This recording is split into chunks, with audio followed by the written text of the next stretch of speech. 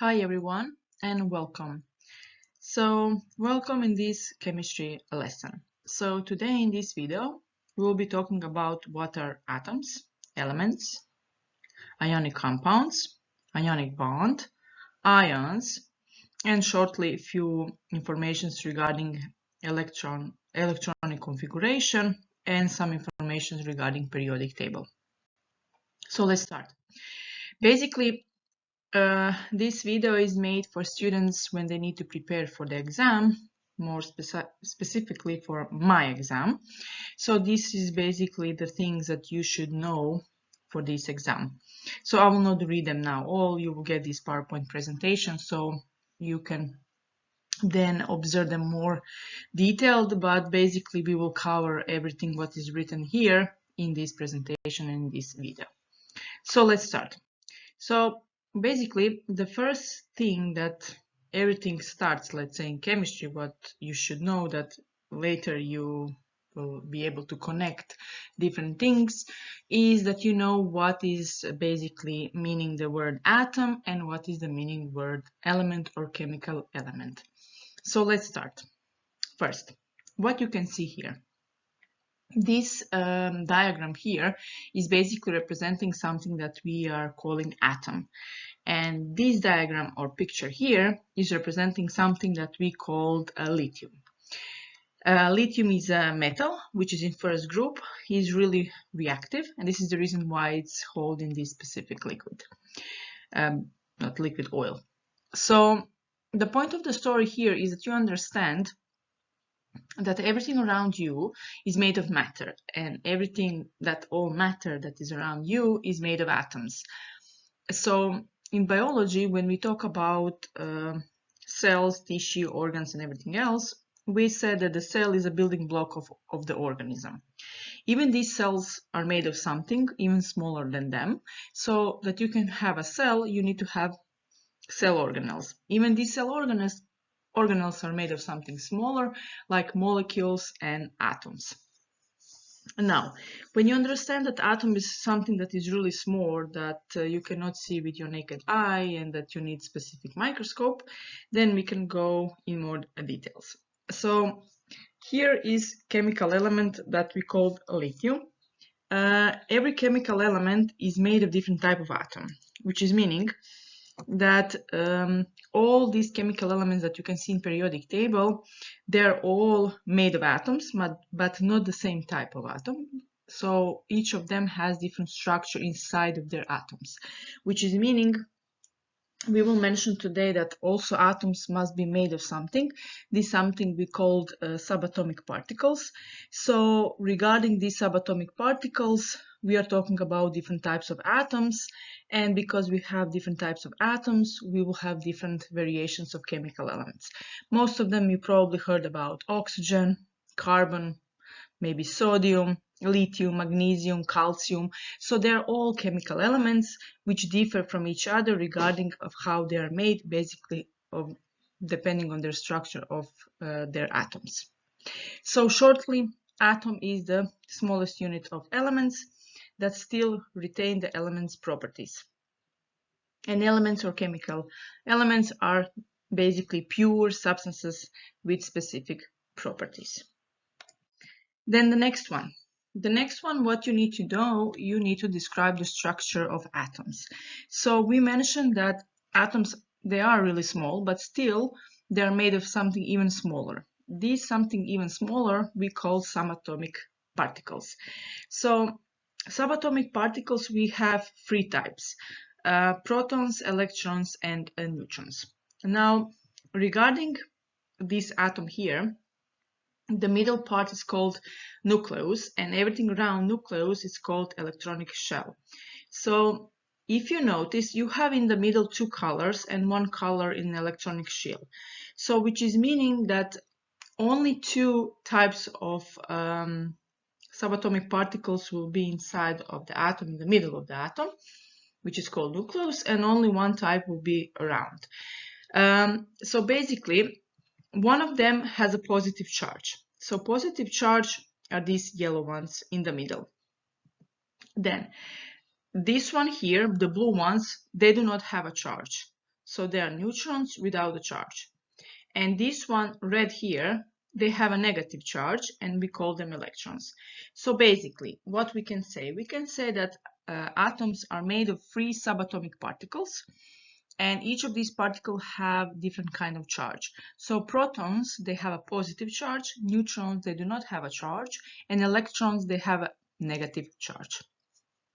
Also, if you observe something like this, you maybe notice that in the middle of the atom, which we mentioned is called the nucleus, you have protons and you have neutrons, which is meaning overall charge of the nucleus will be positive.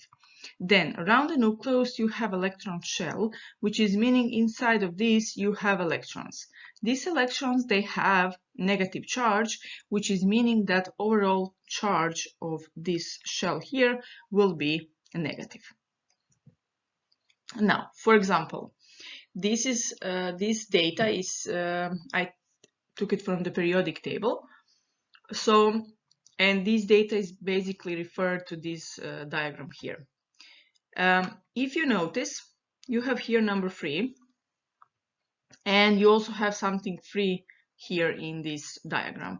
So what do you have free? You have free protons and you have free electrons. But basically, this number here is meaning it's called atomic or proton number, and this number actually will tell you the exact number of protons that you can find in specific chemical element.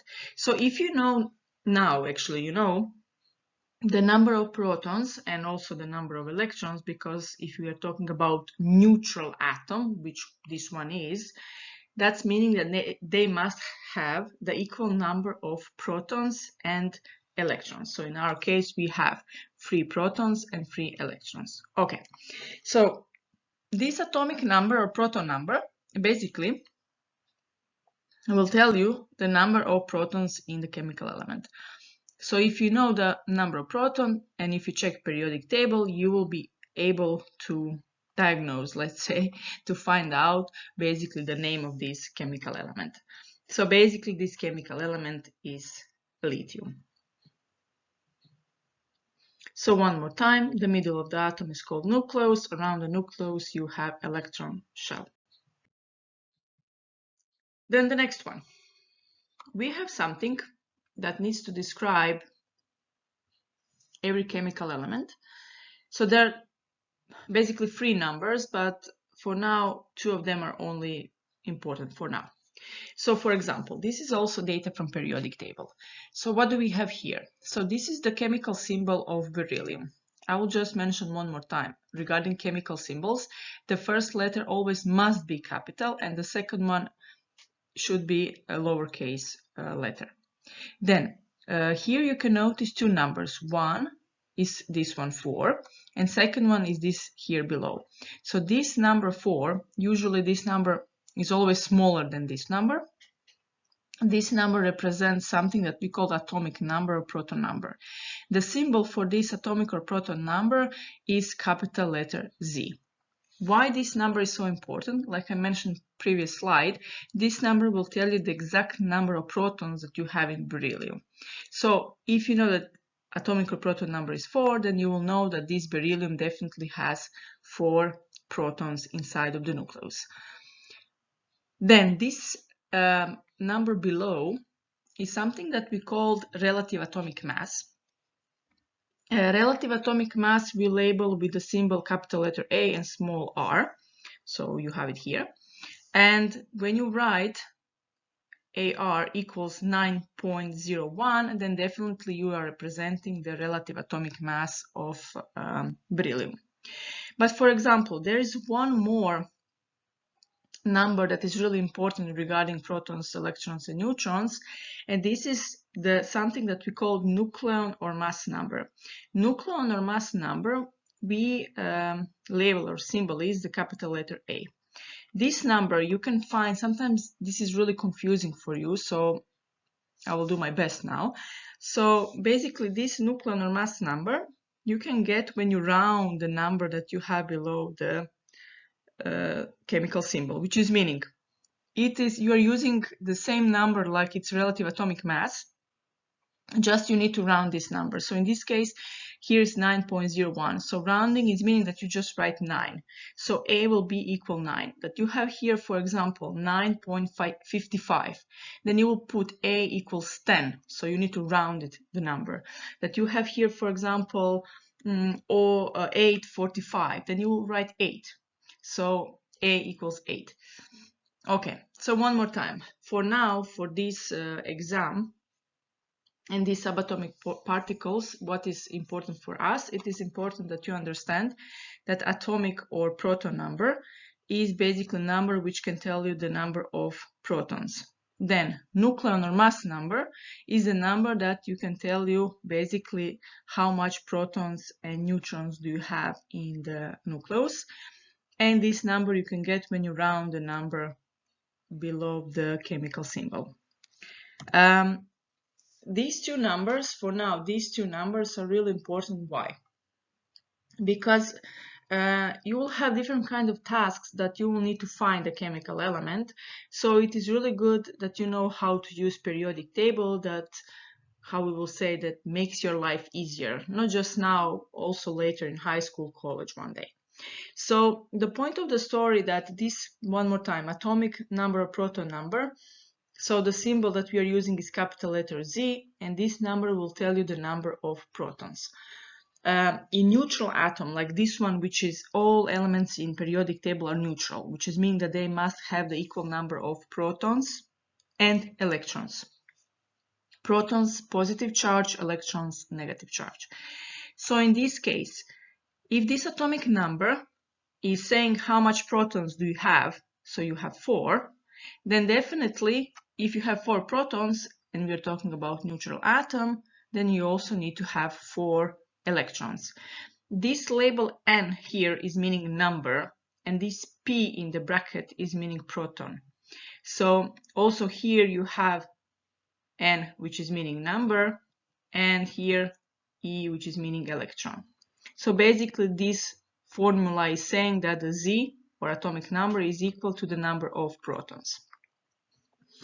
Then, like we mentioned, if Z is equal to 4, then the number of protons will be 4 and number of electrons will be also 4 in one atom of beryllium.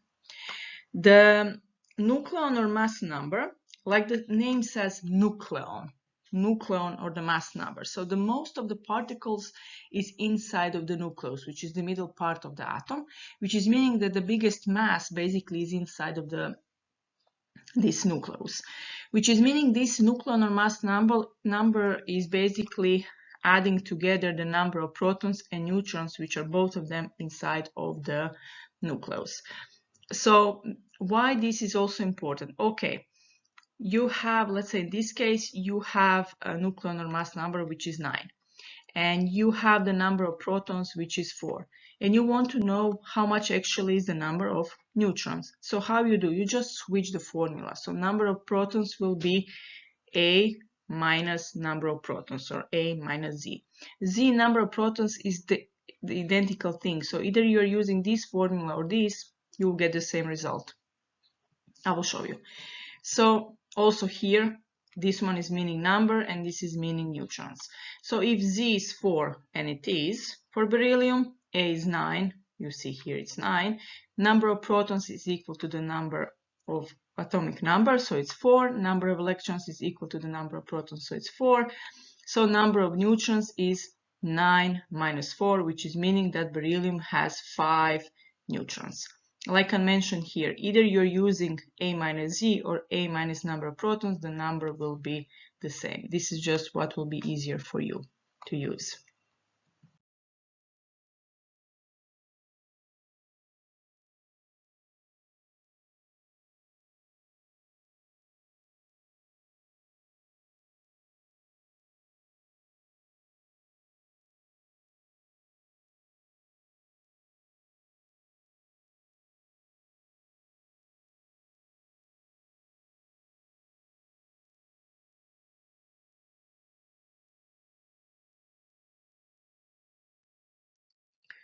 Then, how to determine the number of protons, electrons, and neutrons in different atoms.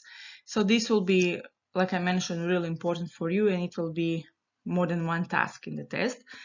So for example, here you have fluorine. Let's try.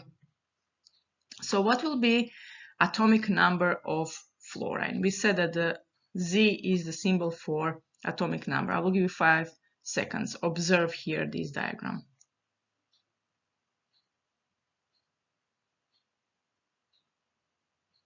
Okay, so like we mentioned, this number, which is always smaller than this, and is always a whole number, so this number is representing atomic number. So Z will be equal to 9. Now the next question is, how many protons do you have in one atom of fluorine? I will give you 5 seconds.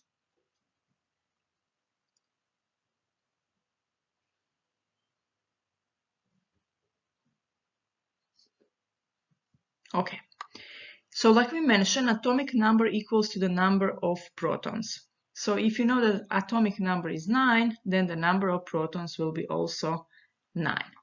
Then the next question, how many electrons do you have in one neutral atom of fluorine?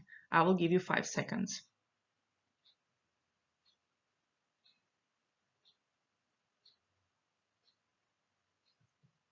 Like we mentioned before, neutral atom is meaning the equal number of protons and electrons. So if you had the number of protons was 9, then definitely the number of electrons will also be 9. Then the next question, what will be the nuclear mass number of this fluorine? I will give you 5 seconds.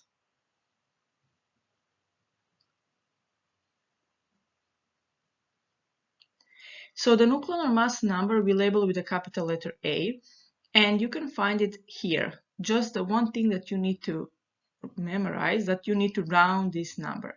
So you have 18.998, etc. So what you need to do, you need to round it. So A will be equal basically 19. So nuclear mass number will be 19. Now, the last question regarding this task. How many neutrons do you have in one atom of fluorine? I will give you 5 seconds.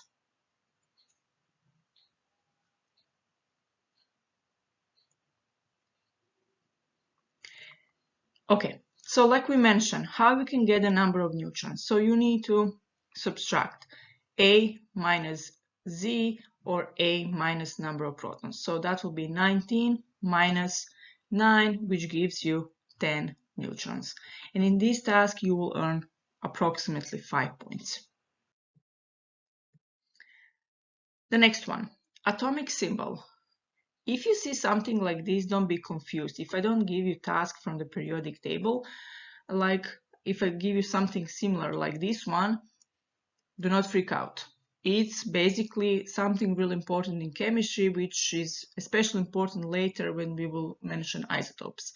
So this is, we call this like atomic symbol. So what actually is meaning this and this number? If you now check periodic table, you will be able to see that basically this number here is representing the nuclear mass number of oxygen.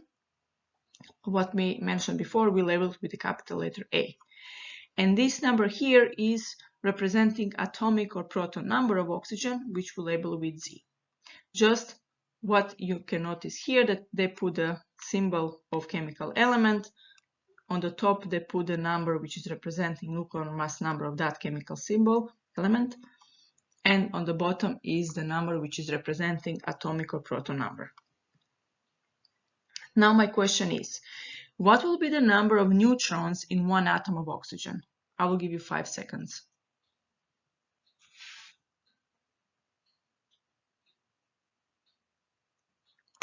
So basically, if you do A minus Z, you will get a number of neutrons. So in our case, that will be 16 minus 8 gives you 8. So one atom of oxygen will have 8 neutrons.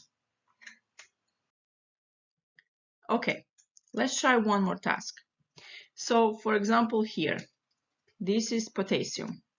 So what will be the number of neutrons in one atom of potassium? I will give you 5 seconds.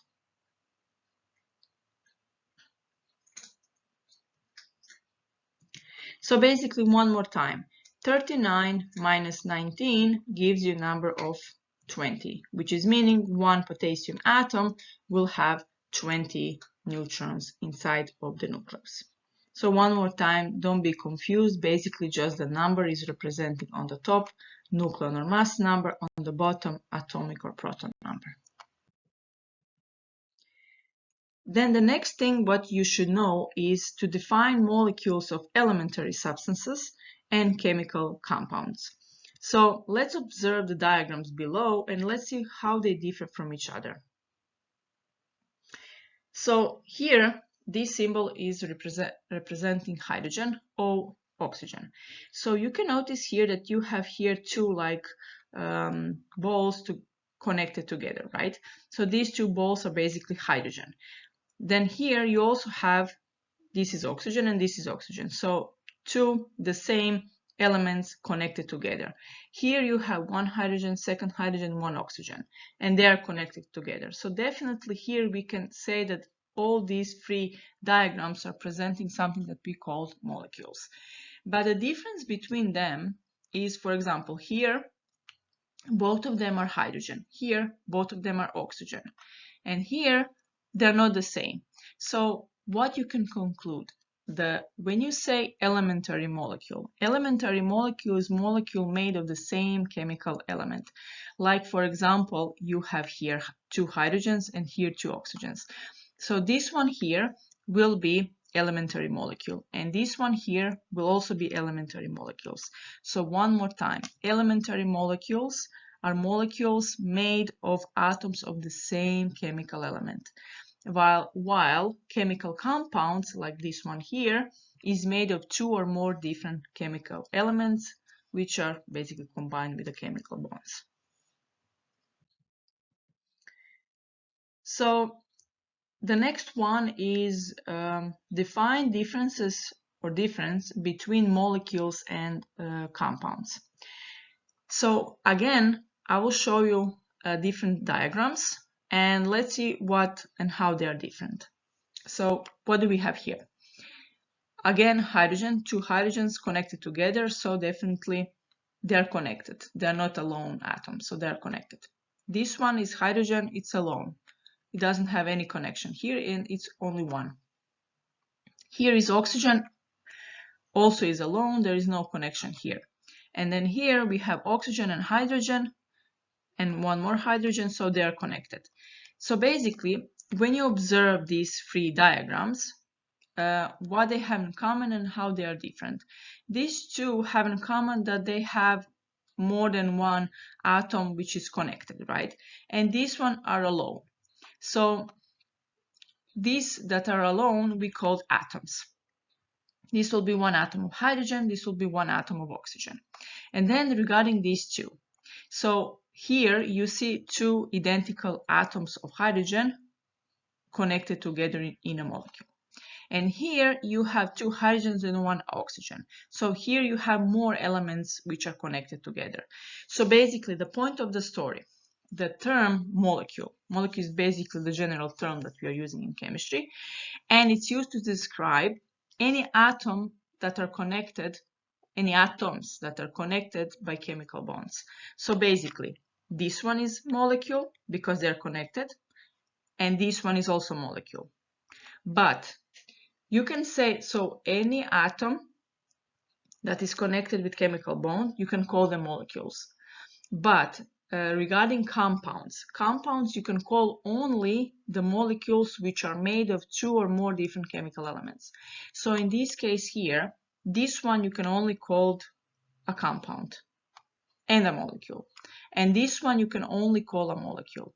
So molecule is basically anything that is made more than of two atoms which are connected with chemical bond. While compounds, they must have two or three different type of atoms or different type of chemical elements joined with a chemical bond. The next one, how to write the labels for atoms, molecules, and compounds. Okay, this one is also really important, and I also noticed that this was really confusing for you. So let's start. So what do we have here? Again, this is one, let's say, circle, and you have some symbol inside, which is H, which is representing hydrogen. So it's only one, right? There is no another one here, so only this one. So basically, what you can say, this is then one atom of hydrogen. How you can label it? I mean, in chemistry, it will be really hard that every time you need to write everything with your words. So this is the reason why we have labels, why we have formulas and symbols. So you already know that the symbol for hydrogen is capital letter H, and you just need to now know how to label this one atom. So you have only one. So it's enough in chemistry, just write H. This H is representing one hydrogen atom. Now, for example, what do you have here? You have here two hydrogens, but they are not connected. There is no line here. So is this a molecule or atom? One more time. If there is no connection, these are two atoms. One atom here, one atom here. So here's really important thing. When you have, like in this case, for example, this is two atoms of hydrogen. How you should label them? This number, which is representing how many these atoms you have, you put in front of the symbol that is representing the chemical element. So the symbol for hydrogen is capital letter F. And the number of atoms that you have is 2. 1, 2. And that 2 you put in front of the hydrogen. And when you see something like this, you will know, aha, teacher is talking about 2 atoms of hydrogen. Now, let's see closely what's the difference if you don't write it like this. So, for example, what do we have here? One hydrogen here, one here, but they are connected, right? So there's a chemical bond. So we are talking about molecule. So basically, this is one molecule of hydrogen. How we can label this? So you know that the symbol for hydrogen is H, capital letter H, and now you just need to know where you should put basically of how many atoms is this molecule made. So this is really important. This number you're putting here, so H2, but small 2 down. So notice the difference here and here. It should be, this will be big mistake if you switch them. Why? Because when you write H2, you're talking about molecule which is made of 2 atoms. But when you say 2H, you're talking just of 2 atoms which are not connected together. And definitely it's not the same thing. Let's see one more example. In this case, so one hydrogen, another hydrogen, they are connected with chemical bond. Then you have one more here, also connected with chemical bond, but they are not connected here, so that they have space. So basically, what do you have? One hydrogen molecule, one more hydrogen molecule. So all total, you have 2 hydrogen molecules or 2 molecules of hydrogen. Now, how you can label when you have 2 molecules of hydrogen? So first you put the symbol of hydrogen, which is H. Then you put of how many atoms this hydrogen is made. You already know also from here. So it's H2. And in front, you're putting actually how many molecules do you have. So that you have one more molecule here, then it will be 1, 2, 3. And then you will put 3 in front. Then it will be 3H2. So please be careful in the test, not just in the test, you'll need that also for high school, where you are putting numbers. So one more time, when you have just atoms without any connection here, the number of atoms goes in front. Also, the number of molecules also go in front. Do you see that also it's going in front? This number here is representing the number of atoms that you have in this molecule. Do you know how? Later I will show you for more complex molecules, but basically this is really, really important. So the number in front, it shows you how many of something do you have. Here, how many atoms do you have, and here, how many molecules do you have. And this number here is representing the number in molecule that you have for that specific atom. The next one, how to write the labels for atoms, molecules, and compounds. Okay, we checked atoms. We will now see how you get for molecules. So, for example, what do we have here? One oxygen, one oxygen. They are connected with chemical bond. One oxygen connected with chemical bond. One oxygen connected with chemical bond, but they're not connected, so there's space. So what's the symbol for oxygen? Symbol for oxygen is capital letter O. And of how many oxygen atoms is made one molecule? So this is one molecule. So one oxygen, second oxygen.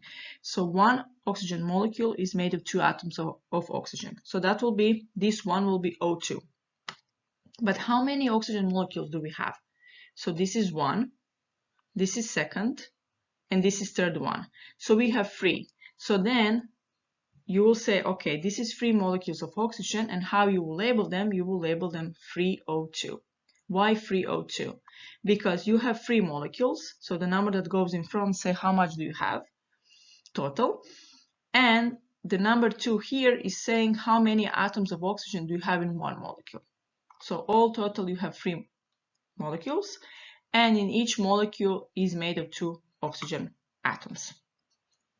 Then, for example, you have 1 oxygen here, 1 here, and 1 here. There is no connection between them. So think about it. Here, if there is no connection, there is no molecules. Then we are talking about atoms.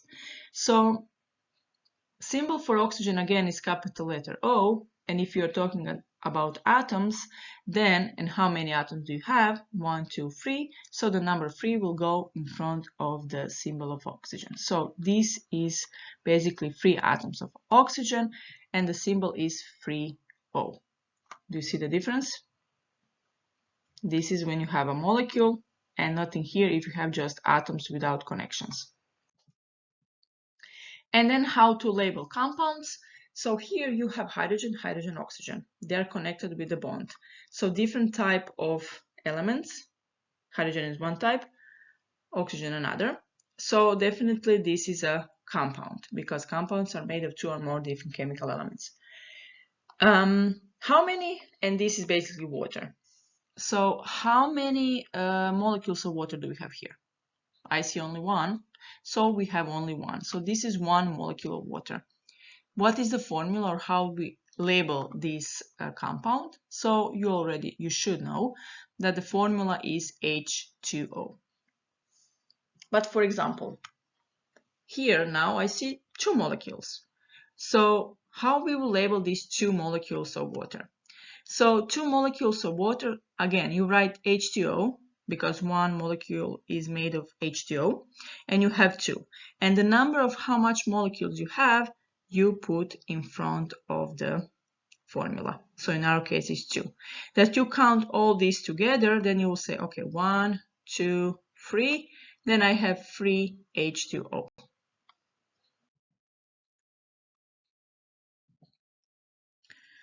Okay, let's try. What is the meaning of the following symbols? I will give you 5 seconds. Okay, this one is just that you know how to do it. So 3Br2 is meaning basically 3 molecules of bromine. How you can know that are molecules, not atoms? Because you have this number 2 here. Let's try next one. Now I will give you 5 seconds.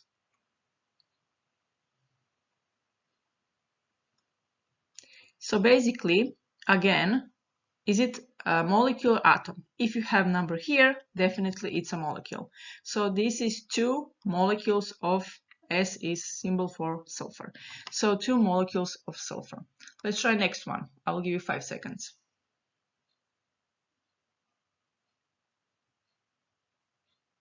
So again, is it a molecule or atom? You have number here, that definitely is a molecule. How much? 5. So 5 molecules of phosphorus. So the P is the symbol for phosphorus. Try this one, 5 seconds.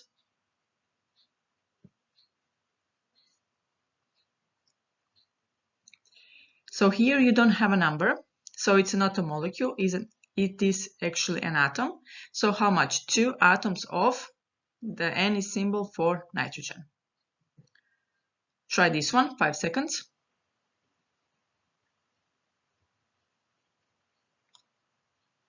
So again, you don't have number here, so we are talking about atoms. So this will be 4 atoms of Na symbol for sodium. So 4 atoms of sodium.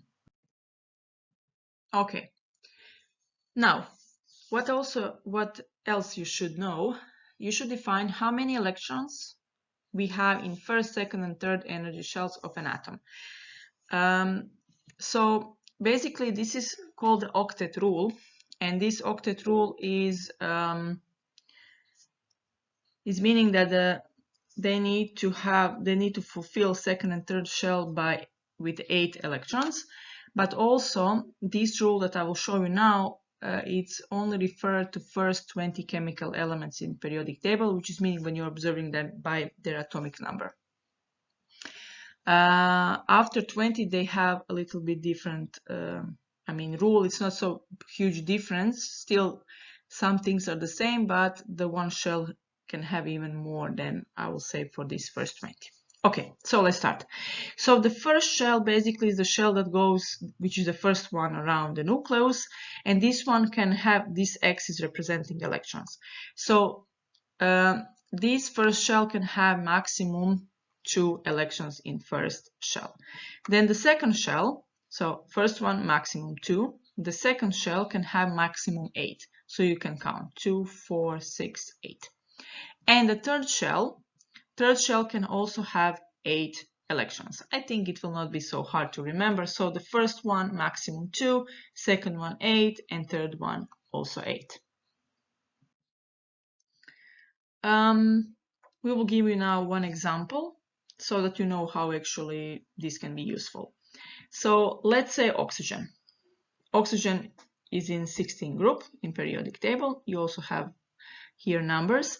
Before actually you go with this electronic structure, you need to first know which chemical element you are observing, and you need to know the number of electrons. So we focus on oxygen. You have these two numbers here. Can you try to think about how many electrons actually this oxygen will have? I will give you 5 seconds.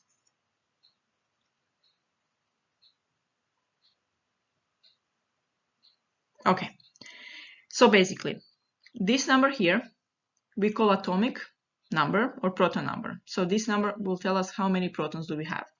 Because this is a neutral atom, the number of protons will be equal to the number of electrons. So if we have 8 protons, we also need to have 8 electrons.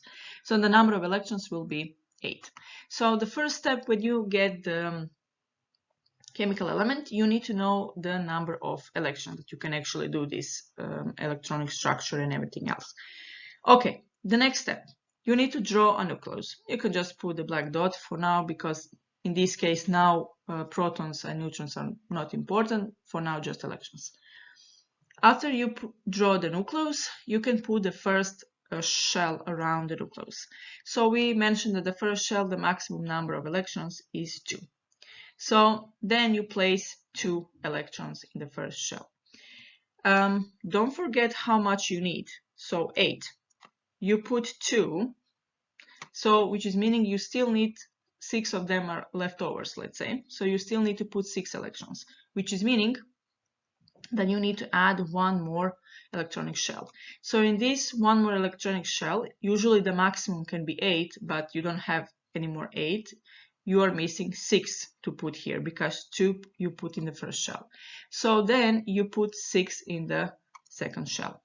And basically this is the diagram how to draw electronic structure. There is also something that we call electronic configuration. It's not so complicated how it looks like. Basically these numbers are so easy. For example, this number 2 is representing the number of electrons that you have in the first shell. So if you notice in first shell you have 2, so you put number 2. Then observe the second shell and count how many electrons do you have. So 1, 2, 3, 4, 5, 6. So the number of electrons in the second shell you put here, and that's it. Basically the point of the story, when you want to present this electronic structure, you have 2 ways. One, drawings like this. This can be sometimes really exhausting, especially for huge chemical elements, who has a lot of electrons. And you have something that is called electronic configuration. This number actually can tell you more than one thing regarding the chemical element. For example, if let's say in some kind of test or somewhere, you get only electronic configuration and you need to find out which chemical element is, in which group you can find it, in which period you can find it. So for example, interesting fact, if you add these numbers together, so 2 plus 6 is 8, which is meaning when you add them together, you will get actually the atomic number of chemical element. And immediately you will know, oh, okay, 2 plus 6 is 8. I check periodic table. Oxygen has atomic number 8, so we are talking about oxygen. Then, if you don't have periodic table and your teacher asks you, okay, electronic configuration 2 plus 2.6, in which group you can find this chemical element, basically before they called this 16 group 6, but this last number will tell you the number of groups. For example, oxygen is not in the group 6, oxygen is group 16. So for example, for 16, 17 and 18 group, these last numbers will be like 6, 7 and 8. And then how many numbers do you have here is basically saying in which period you can find this oxygen. So if you check here, first period, second period. So definitely oxygen is second period. Okay, so electronic configuration. Let's try one task. Can you find an element who has electronic configuration 2.8.1? So what you need to think about first. Okay, you have three numbers, right? So the first number is saying how many electrons do you have in the first shell. So how many do you have? You have 2. The second number is saying how many electrons do you have in second shell. So in second shell you have 8. And the third number is saying how many electrons do you have in third shell, so you had 1. So you actually know the amount of electrons you have. So basically what you can do, so 2 electrons plus 8 electrons plus 1 electron, so all together is 11 electrons. If you now check periodic table, you will be able to find basically which chemical element is.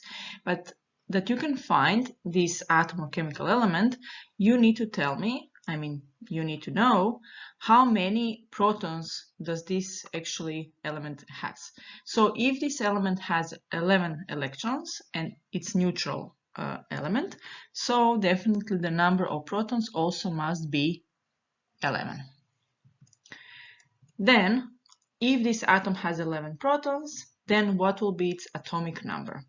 Remember, atomic or proton number we label with the capital letter Z. So if the number of protons is 11, then atomic number is also 11. Now when you have all these informations, you can go just in periodic table and check which element actually has atomic number 11. So for example, you check here, this one has 11, so the name is sodium. So sodium. Okay, now basically demonstrate the electronic structure of an element in both diagram and number form. This is everything that we already did. So drawing and electronic configuration. But let's do one more example. So periodic table, example is neon. Atomic number of neon is 10. You can also find it here. If atomic number is 10, then the number of protons is also 10, and because it's neutral atom, then also number of electrons is also 10. Okay, let's start with drawing. First we said put a dot which is representing a nucleus. Then put first shell around the nucleus. The first shell maximum number of electrons is 2. So you put 2 electrons, but you still have more. So total number is 10, you only have 2 here. So 8 more you need to add. Then you put the second shell, and in the second shell you can put maximum 8 electrons, actually how much you need. So in the first you have 2 electrons, so the leftover 8 goes in the second shell. So this is the diagram that you need to demonstrate electronic configuration. So this is the diagram that you need to do. The number form is basically how many electrons do you have in the first shell? So 1, 2. So 2. Point. How many electrons do you have in the second shell? 8, right? 2, 4, 6, 8. So electronic configuration will be 2.8. So this is basically the number form. So diagram is this and number form is this. If you know how to do it both, that's great. Also, what you can check, again, the last number here is 8, which is representing the number of group, and helium, neon, and argon are all in 18 group. Also, how many shells do you have? 2, so neon is in period 2. And all total 8 plus 2 is 10, which gives you the number of atomic number of neon. Then we have defined keywords like ions, cations, anions, ionic compound, ionic bond. Okay, let's start. Neutral atom, one more time, is atom which has the same number of protons and electrons. So let's focus on lithium. So lithium has all total number of electrons free and protons free in neutral atom. So we didn't draw, but inside of the nucleus you have free protons and around the nucleus free electrons. So this is neutral atom of lithium. But if you notice here in the second shell, lithium has only one electron, and the maximum number for the second shell is 8, which is meaning this electron is lonely there, and we will say that it can easily be released. So it is much easier for this neutral atom of lithium just kick out, let's say, this electron than receive 7. So in this case, what can happen? It can happen that this electron can be released from neutral atom of lithium. So in this case, still in the first shell there will be 2 electrons, but in the second shell there will be no electrons because this one will be kicked out, let's say, from the lithium. So the difference here is that the number of protons inside of the nucleus didn't change. It's still a lithium atom. Then the number of electrons will change. Now it's 2 because we kicked out 1 electron. So it's not the same. If you now observe, which one do you have more, protons or electrons? So definitely you have more protons. Protons, they have positive charge, and electrons, they have negative charge. So if you have more protons, then definitely this one will be positively charged because this one is missing 1 electron. So basically, this is something that we call in this case positively charged atom, or more specifically saying positively charged ion. So this is positively charged ion of lithium. How you should label it, that you don't need to write whole word like positively charged atom of lithium. There's actually a symbol and there's actually a name of this ion which has positive charge. The name is cation. So the name of positively charged ion is basically cation. And the symbol, how do we label it, is depending on the charge. So because this is positively charged, it will have positive charge. This charge here, it's only 1 plus because only 1 electron was kicked out. That there, for example, in, let's say, calcium, 2 electrons are kicked out, and here will be 2 plus or plus 2. The difference, if you notice, the neutral atom has just the symbol of chemical element, like this one here, and positively charged atom has symbol of chemical element and also plus here. So be careful with symbols and with the names. Then, for example, fluorine. Fluorine, in first shell 2 electrons, in second shell 7.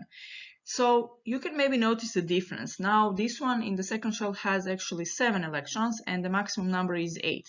So definitely for this one will be much easier to receive 1 electron than kick out all these 7.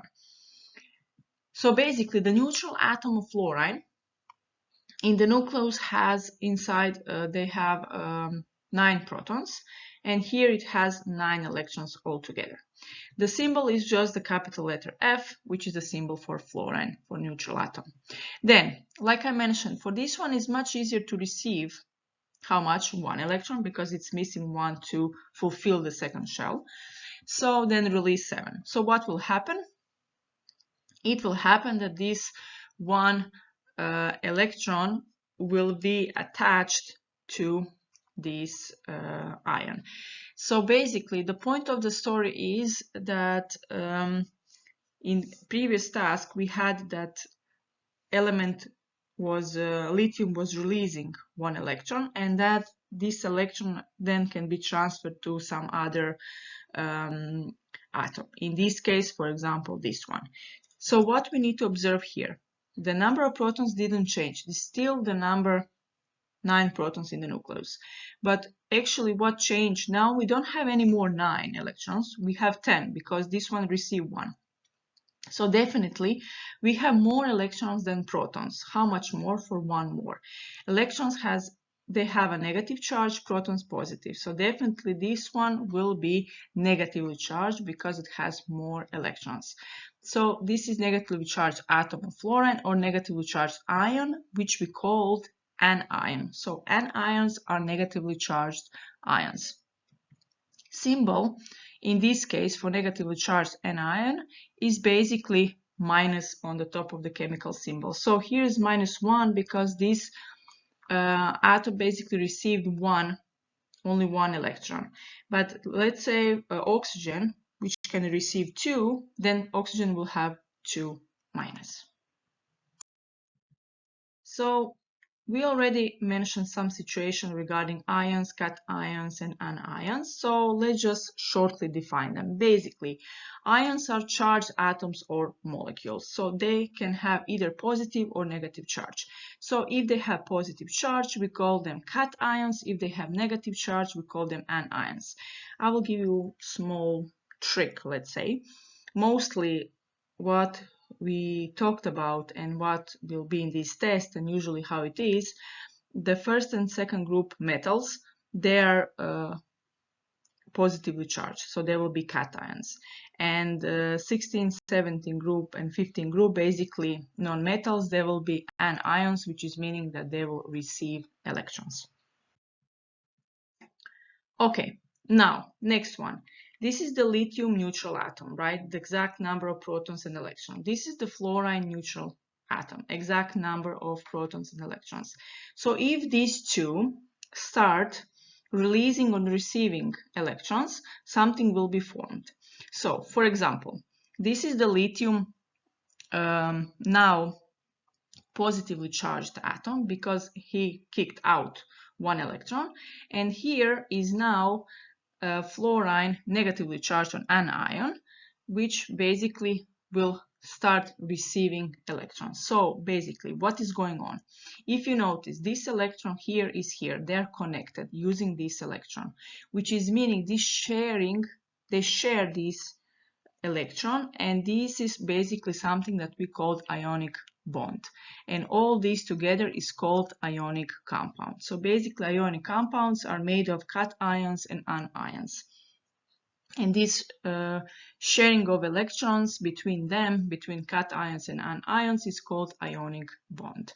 The name of the compound comes from metal and non-metal. So lithium is metal, so from metals will always keep the same. So lithium, lithium, normal. And non-metal will change. How it will change? The last part of the name will be, it will not be fluorine, it will be fluoride. For oxygen, it will be oxide, sulfide, nitrate, etc. Then the chemical formula, or more specifically, when we are talking about ionic compounds, we are talking about formula unit. So formula unit is basically the minimum ratio of cation and anion that you have in these compounds. So you have one lithium and one fluorine, so this is the formula unit for this ionic compound. Then, just shortly to say, like I already mentioned, ionic compounds are made of cations and anions, positively and negatively charged atoms, which are sharing their electrons. This sharing of electrons is basically called ionic bond.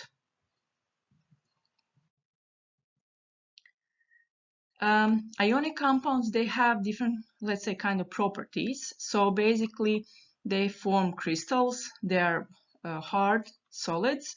They have really high melting and boiling points, and when they cannot conduct electricity when they are in form of solids, but if you dissolve them in water, they will be able to conduct electricity, which is actually cool.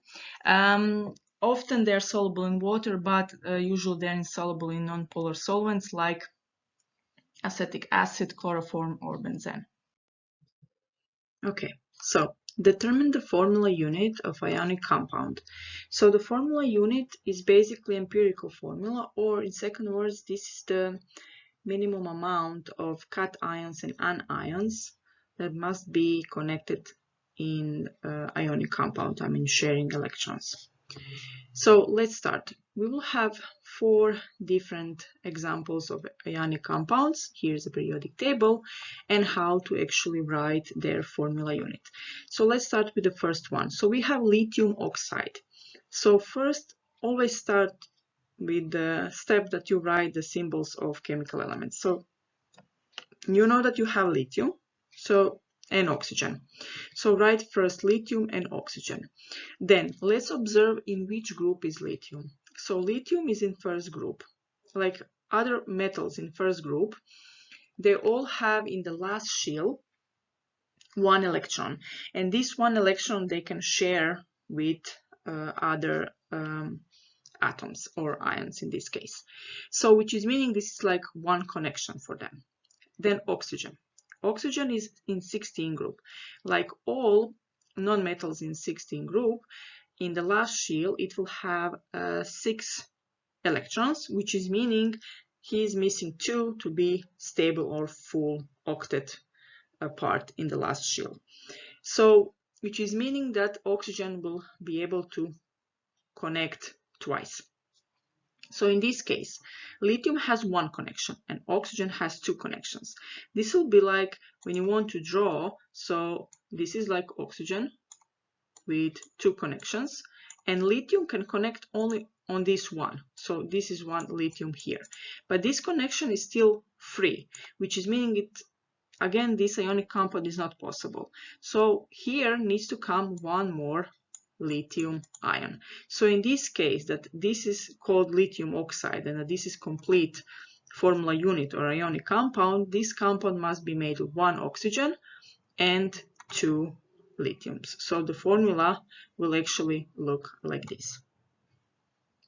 Then the second one, calcium chloride. So first again, we start with writing the symbol. So the symbol for calcium is Ca and chloride or chlorine is Cl. Then we observe the calcium is metal, which is in which group? In the second group. Like all metals in second group, in the last shell they have 2 electrons, which is meaning that they can easily share these 2 electrons with other ions. So we can put like this. Then chlorine. Chlorine is in 17 group. Like other non-metals in 17 group, chlorine in the last shell will have 7 electrons, which is meaning it is missing 1 electron to be full octet or 8 of them in the last shell, which is meaning it will have like 1 valence electron or 1 connection. In this case, what do we have here? We have here that 2 calciums connections. So calcium has like 2 connections that can connect on something. I mean 2 electrons in the last shell that can share. So one will share with 1 this chlorine because chlorine has only 1, and this one is empty and cannot be empty, like similar situation like here. So here will need to come 1 more chlorine so that this is actually real calcium chloride molecule, ionic compound, and this that you get the correct formula unit, which is meaning calcium chloride will be made of 1 calcium and 2 chlorine. So the real formula will look like this. Then the next one, we have magnesium fluoride. So first, again, what we need to do, we need to write with symbol. Magnesium symbol has Mg and fluoride is F. Then the next step, where is magnesium? Magnesium is in second group, which is meaning, like we mentioned, in second group all metals in the last shell have the valence 2. So on the top you put 2. Always Roman numeral when you are putting like this for formula or chemical formula units. Fluorine is in 17 group. So again, 17 group non-metals in the last shell, they have 7 electrons, so they're missing 1. So in this situation, is similar like with this one. Again, you need magnesium has 2 electrons to share, and fluorine can only receive 1, which is meaning this spot is here empty. So this is not possible that can stay like this, so one more fluorine must connect here or combine or share electrons here. So in the end, magnesium fluoride will have formula MgF2. And here the last one, potassium bromide. So again, first the symbol, potassium is K and bromide is Br. So this is the first step what you need to do. Then potassium is in first group, which is meaning the last shell has 1 electron. Bromine is in 17 group, so which is meaning in the last shell has 7 electrons, so missing 1. Because the numbers are here identical, this is actual formula unit for potassium bromide.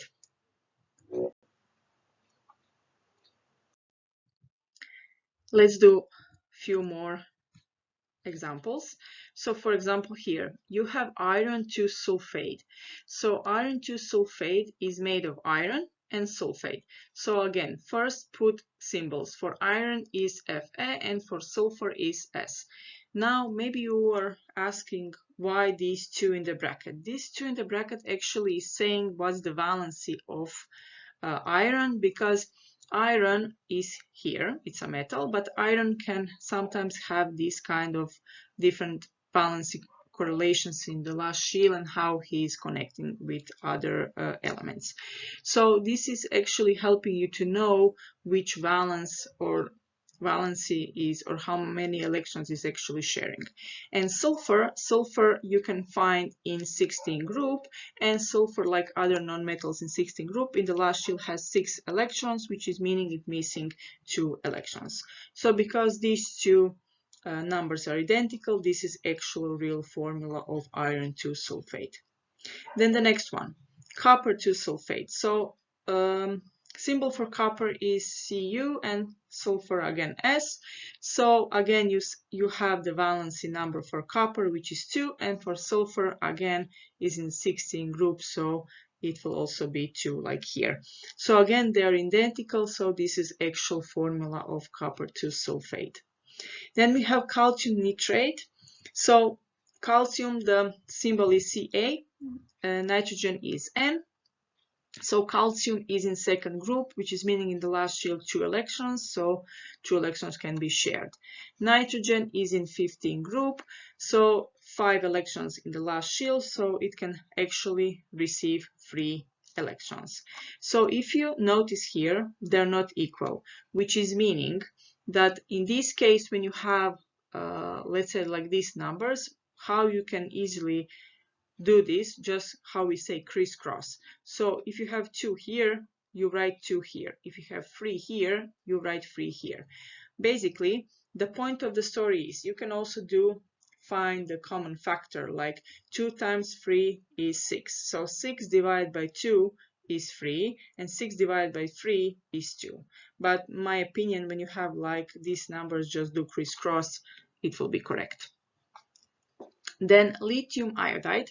So again, lithium, Li, and iodide or iodine, I. So lithium is in first group, so in the last shell 1 electron for sharing, and iodine is in 17 group, so it's missing 1 electron in the last shell.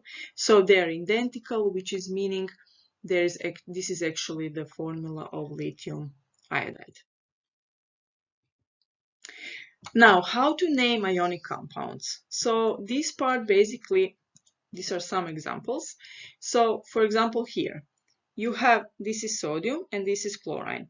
Regarding naming compounds, the first part comes from the metal. So this is metal, non-metal. So the metal always keeps the name the same, like the name of chemical element. So this is sodium, so it will be sodium. Then this part of non-metal, one part stays the same, and the last part you add the ide. So for example, so the first one, sodium stays the same, chloride. Then you see this ide in the end. This is how you will recognize that we are talking about ionic compounds. Then, for example, here, sodium iodide. Then here, lithium will stay the same. Again, will be chloride.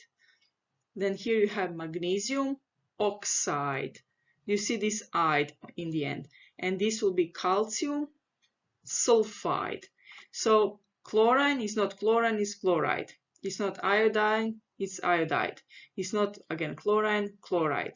Oxygen, oxide. Okay, oxygen is a little bit. Sulfur, sulfide. So basically this "ide" in the end gives the name of the ionic compounds. So like ionic compounds are made of cations and anions. Most of the time these are metals and non-metals. Metals are most of the time cations and non-metals anions.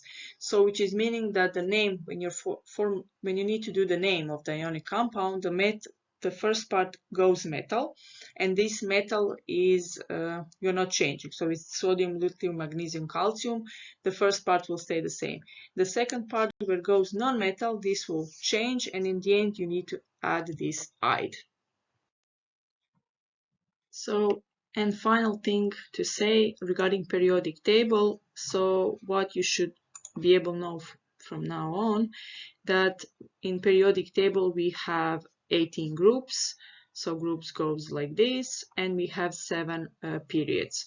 Also, by now you should know the name of some of them, so I will just mention now shortly.